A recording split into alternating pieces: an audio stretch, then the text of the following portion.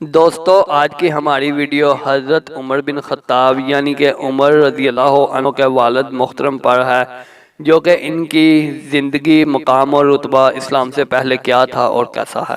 وہ قبیلہ عاد بن کعب سے تعلق رکھتے تھے، جو قریش کا عدنانی قبیلہ تھا اور جس کی شرافت و بزرگی نے اسے ان سربراہ اور دا قبائل میں شامل کر دیا تھا، جن میں ہاشم، امیہ، تمیمہ اور محزم سب سے زیادہ ممتاز سمجھے جاتے تھے۔ لیکن بنو عاد کو اسلام سے پہلے مکہ میں وہ مرتبہ حاصل نہ تھا جس مرتبے پر بنو ہاشم اور بنو امیہ فائز تھے۔ ان کے پاس مکہ کا کوئی مذہبی یا سیاسی منصب نہ تھا اور نہ مال و دولت میں وہ ان قبائل کے برابر تھے، البتہ شرف و عظمت میں وہ قبیلہ بنی عبد الشمس کے حریف تھے اور اس کے مرتبے کو پہنچنا چاہتے تھے۔ ان دونوں قبیلوں کی یہ کشمکش اور منافست 16 سال جاری رہی، یہاں تک کہ حضرت عمر رضی اللہ عنہ کے والد خطاب بن نفیل کے زمانے میں بنو عاد اپنے صفا کے مکانوں کو چھوڑ کر قبیلہ بنو سہم کے جوار میں پناہ لینے پر مجبور ہو گئے۔ پھر بھی حضرت عمر رضی اللہ عنہ کے بزرگ اپنا تحفظ کرتے رہے، اس لیے کہ قلیل التعداد اور بڑے بڑے قبائل کے مقابلے میں کمزور ہونے کے باوجود وہ علم و حکمت اور داد اندیشی میں اپنی ایک خاص درجہ رکھتے تھے۔ ان کے علم اور حکمت نے انہیں سفارت اور فیصلہ منافرت کے اہم عہدے عطا کیے، چنانچہ قریش اور دوسرے قبائل کے درمیان جب کوئی نزاع پیدا ہوتا اور قریش کی نمائندگی کرتے اور جھگڑوں میں ان کا فیصلہ تسلیم کیا جاتا، وہ فصاحت اور بلاغت میں بے نظیر تھے اور یہ ان کی حکمت اور دانش ہی کا اثر تھا کہ ان میں زید بن عمر جیسے شخص نے جنم لیا تھا، جو کھلم کھلا بت پرستی کے خلاف تھا اور جس نے بتوں کا ذبح کھانے سے صاف لفظوں میں انکار کر دیا تھا۔ پھر ان میں حضرت عمر رضی اللہ عنہ پیدا ہوئے اور جس قبیلہ میں حضرت عمر جیسی شخصیت پیدا ہو، اسے فخر و امتیاز کے لیے کسی سہارے کی مطلقاً ضرورت نہیں۔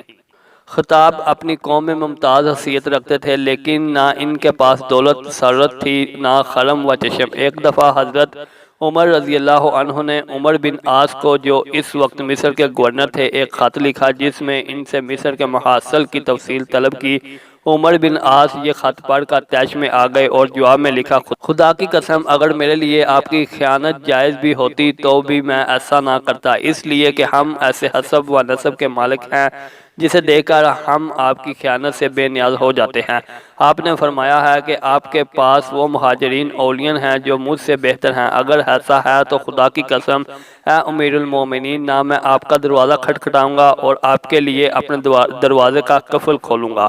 عمر بن عاص رضی اللہ عنہ کا غصہ اس حد کو پہنچ گیا تھا کہ جب محمد بن سلمہ حضرت عمر رضی اللہ عنہ کی طرف سے ان کے محاسب بنا کر بھیجے گئے تو انہوں نے خدا کی لعنت ہو اس گھڑی پر جب میں عمر کی حکومت میں گورنر بنایا گیا، اللہ کی قسم میں نے عمر اور ان کے باپ دونوں کو اس حال میں دیکھا ہے کہ ان کے جسم پر ایک ہی گھٹیا کپڑے کا چوگا ہوتا تھا جو بمشکل گھٹنوں تک پہنچتا تھا، اور ان کی گردن پر خشک لکڑیوں کی کٹا لیکن عاص بن وائل حریر و بیاس کا لباس پہنے تھے۔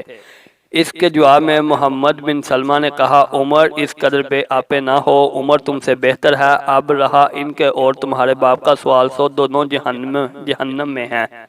خطاب نہایت سنگ دل اور بے رحم تھے۔ اپنے زمانہ خلافت میں ایک دفعہ حضرت عمر رضی اللہ عنہ ایک ایسی جگہ سے گزرے جہاں درختوں کا جھنڈ تھا اور جسے زبان کہتے تھے۔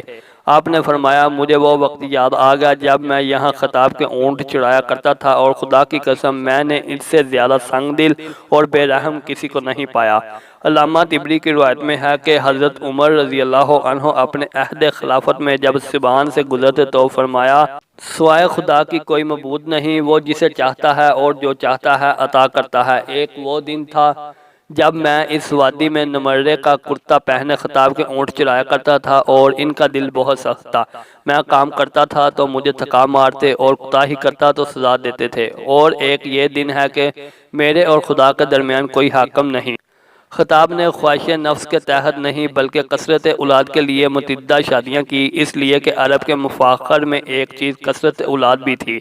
آپ کو یاد ہوگا رسول اکرم صلی اللہ علیہ وسلم کے دادا عبد المطلب نے قلت اولاد کے سبب جو اپنی قوم میں اپنے حامیوں کی کمی محسوس فرمائی تو منت مانی کہ اگر ان کے ہاں 10 بیٹے ہوئے اور ان کے بازو باندھ سکے تو وہ ان میں سے ایک بیٹے کو کعبہ میں اللہ کے نام پر قربان کر دے گا۔ اور ہم یہ بھی آپ کو بتا چکے ہیں کہ بنو عاد قلت تعداد کی بنا پر اپنی کمزوری محسوس کرتے تھے، اس لیے بنو عبد الشمس نے انہیں ان کے صفا والے مکان سے بھی نکال دیا۔ ان حالات میں اگر خطاب کثرت اولاد کے ذریعے اپنا تحفظ کرنا چاہتے تھے تو یہ کوئی تعجب کی بات نہیں۔ خطاب ایک ذہین شخص تھے جو اپنی قوم میں نہایت احترام کی نگاہ سے دیکھے جاتے تھے۔ وہ شجاع اور بہادر بھی تھے۔ وہ مختلف معرکوں میں بنو عاد کی جنگ سردار کی خاصیت سے جرأت و پامردی کا مظاہرہ کر چکے تھے۔ بنو عاد جنگ فجار میں شریک تھے اور ان کی قیادت زید بن عمر بن نفیل اور ان کے بھائی اور چچا خطاب بن نفیل کے سپرد تھی۔ خطاب کے والد نفیل نے جیدہ سے شادی کی تھی اور اس کے باطن سے خطاب اور عبد النحم پیدا ہوئے تھے۔ اس کے بعد نفیل مر گئے اور اس کے بیٹے عمر نے ان کی بیوی سے جیدہ سے شادی کر لی جو ان کی ستیلی ماں تھی۔ یہ نکاح عہد جاہلیت میں رائج تھا اور اس سے زید بن عمر پیدا ہوئے۔ اس طرح یہ خطاب کے بھائی بھی تھے اور بھتیجے بھی تھے۔ یہ دونوں چونا کے ہم عمر تھے، اس لیے جنگ فجار میں اپنی قوم کی قیادت انہیں سونپی گئی۔ جب زید بن عمر نے بت پرستی ترک کی اور بتوں کا ذبح کھانا چھوڑ دیا تو اپنی قوم سے کہنے لگے، کیا اللہ آسمان سے مینا اس لیے برساتا ہے، زمین سے سبزہ اس لیے اگاتا ہے اور جانور اس لیے پیدا کرتا ہے کہ تم انہیں چراگاہوں میں چراؤ اور غیر اللہ کے لیے ذبح کر دو؟ خدا کی قسم اپنے سوا روئے زمین پر مجھے کوئی نظر نہیں آتا جو ابراہیم علیہ السلام کے دین پر ہو۔ اس کے بعد چند شعر کہے جن میں بت پرستی چھوڑنے کی تلقین تھی۔ ان باتوں سے خطاب ان کے دشمن ہو گئے اور اس دشمنی نے انتہائی شدت اختیار کر لی۔ قریش کی ایک جماعت نے زید بن عمر کو مکہ سے نکال دیا اور ممنوعات کر دی کہ اب ادھر کا رخ نہ کریں۔ اس معاملہ میں سب سے شدید اور سب سے سنگ دلانہ روش خطاب کی تھی۔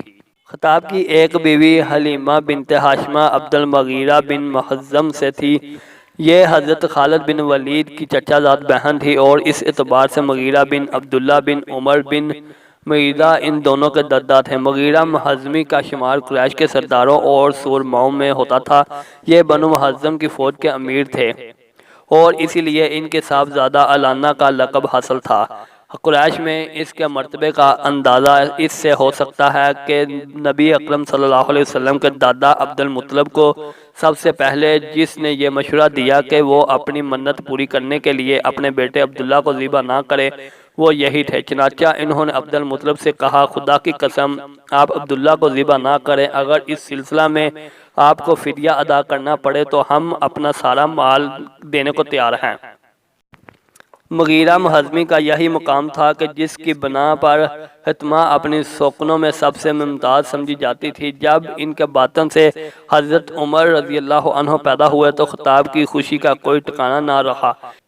انہوں نے بتوں پر بڑی بڑی نظریں چڑھائی اور بنو عاد کے محتاجوں کو اتنا دل کھول کر کھانا کھلایا کہ اس سے پہلے شاید ہی کسی نے کھلایا ہو۔ دوستو یہ تھی آج کی ویڈیو۔ اگر اچھی لگے لائک کریں، کمنٹ کریں اور چینل کو سبسکرائب کریں۔ شکریہ۔